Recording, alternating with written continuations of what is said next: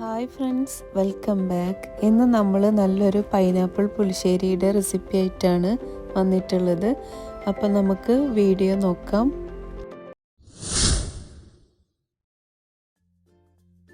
അപ്പം ഞാനിവിടെ ഒരു പൈനാപ്പിളിൻ്റെ 1/4 ഭാഗം മാത്രമേ എടുത്തിട്ടുള്ളൂ. ഇതുപോലെ കട്ട് ചെയ്ത് വെച്ചിട്ടുണ്ട്.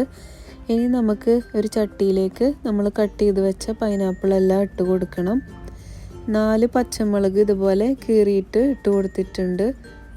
പിന്നെ പാകത്തിനുള്ള ഉപ്പ്, 1/4 ടീസ്പൂണ് മഞ്ഞൾപ്പൊടി, 1/4 ടീസ്പൂണിൽ കുറച്ച് കുറവ് മുളക് പൊടി, പിന്നെ നമ്മൾ ഇത് വേവിക്കാൻ ആവശ്യമുള്ള വെള്ളം കൂടിയിട്ട് ചേർത്ത് കൊടുക്കുക.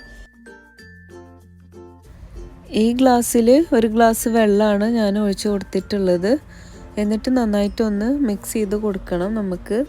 എന്നിട്ട് അത് മൂടി വെച്ചിട്ട് വേവുന്നത് വരെ നമുക്ക് വെയിറ്റ് ചെയ്യണം. നല്ല ടേസ്റ്റ് ആയിട്ടുള്ള സ്പെഷ്യൽ പുളിശ്ശേരിയാണ് കേട്ടോ. സിമ്പിളായിട്ട് നമുക്ക് വീട്ടിലുണ്ടാക്കാൻ പറ്റുന്നതാണ്. വീഡിയോ കണ്ടുകൊണ്ടിരിക്കുമ്പോൾ നിങ്ങൾക്ക് ഇഷ്ടമാവുന്നുണ്ടെങ്കിൽ സബ്സ്ക്രൈബ് ചെയ്യാനും ലൈക്ക് ചെയ്യാനും മറക്കരുത്. അതുപോലെ തന്നെ കമൻറ്റും ചെയ്യാൻ ആരും മറക്കരുത്. അതിൻ്റെ ഇടയിലൊന്ന് നമ്മൾ നന്നായിട്ടൊന്ന് ഇളക്കി കൊടുക്കുകയാണ്. ഇനി നമുക്കിതിലേക്കുള്ള അരപ്പ് തയ്യാറാക്കണം. ഞാനിവിടെ 1/2 കപ്പ് തേങ്ങ എടുത്തിട്ടുണ്ട്. 1/2 ടീസ്പൂണ് നല്ല ജീരകം. നന്നായിട്ടൊന്ന് ആദ്യം മിക്സിയിൽ പേസ്റ്റ് ചെയ്തെടുക്കുക. ഞാൻ തേങ്ങ ഇങ്ങനെ എടുത്തത് കൊണ്ടാണ് കേട്ടോ ഇങ്ങനെ ആദ്യം മിക്സിയിൽ കറക്കിയെടുത്തത്. എന്നിട്ട് കുറച്ച് വെള്ളം ഒഴിച്ചിട്ട് നന്നായിട്ട് പേസ്റ്റ് ചെയ്തിട്ട് എടുക്കുക. 4 ടേബിൾ സ്പൂണ് തൈര് ഞാൻ ചേർത്ത് കൊടുക്കുന്നുണ്ട്. അധികം പുളിയില്ലാത്ത തൈര് വേണം നമുക്ക് ചേർത്ത് കൊടുക്കാൻ. അപ്പോൾ 4 ടീസ്പൂണോളം ഉണ്ട് കേട്ടോ. എന്നിട്ട് നന്നായിട്ട് ഒന്നുകൂടെ കറക്കിയെടുക്കുക. ഇപ്പം നമ്മുടെ പൈനാപ്പിൾ നന്നായിട്ട് തിളച്ച് വന്നിട്ടുണ്ട്. പൈനാപ്പിളെല്ലാം നന്നായി കുക്കായിട്ടുണ്ട്. അതിലെ മിളകെല്ലാം നന്നായിട്ട് വെന്ത് കിട്ടിയിട്ടുണ്ട്. ഇനി നമുക്കിതിലേക്ക് ഒരു സംഭവം കൂടി ആഡ് ചെയ്യാനുണ്ട്. കുറച്ച് ഷുഗറാണ് കേട്ടോ. ഞാനിവിടെ 1/4 ടീസ്പൂണ് ഷുഗർ ആഡ് ചെയ്തിട്ടുണ്ട്.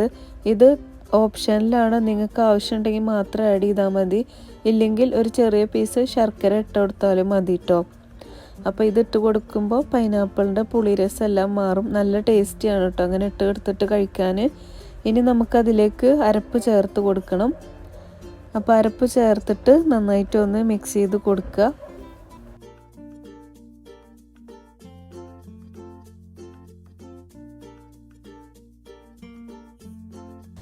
ഞാൻ ടേസ്റ്റ് ചെയ്ത് നോക്കുമ്പോൾ ഉപ്പ് കുറവായിരുന്നു. അപ്പോൾ ഞാൻ കുറച്ച് ഉപ്പും കൂടി ആഡ് ചെയ്തിട്ടുണ്ട്. എന്നിട്ട് നമുക്ക് ഇതൊന്ന് പതഞ്ഞ് കിട്ടണം. നമ്മുടെ പുളിശ്ശേരി തിളക്കാൻ പാടില്ല, ഒന്ന് പതഞ്ഞ് കിട്ടിയാൽ മതി. തിളച്ച് കഴിഞ്ഞാൽ ഇതാകെ പിരിഞ്ഞതുപോലെ ആകും.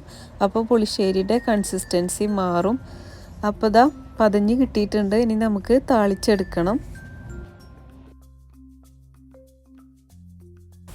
1 ടേബിൾ സ്പൂണ് വെളിച്ചെണ്ണ ചേർത്ത് കൊടുത്തിട്ടുണ്ട്. പിന്നെ കടുക് ഇട്ട് കൊടുക്കുക. കറിവേപ്പിലയും നമ്മുടെ ഉണക്കമുളക് ഉണ്ടല്ലോ, റെഡ് ചില്ലി, അതുണ്ടെങ്കിൽ അതും കൂടി ഇട്ട് കൊടുക്കുക. എൻ്റെ കയ്യിൽ അതില്ല കേട്ടോ, അതുകൊണ്ട് ഞാൻ ചേർത്തിട്ടില്ല.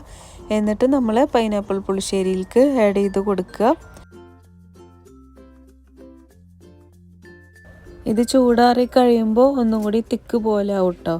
അപ്പം നല്ല ടേസ്റ്റി ആയിട്ടുള്ള പൈനാപ്പിൾ പുളിശ്ശേരി ഇവിടെ റെഡി ആയിട്ടുണ്ട്. സദ്യയൊക്കെ ഉണ്ടാക്കുമ്പോൾ സൈഡായിട്ട് ഇതൊന്ന് ട്രൈ ചെയ്ത് നോക്കൂ. നിങ്ങൾക്ക് എല്ലാവർക്കും ഇഷ്ടമാവും.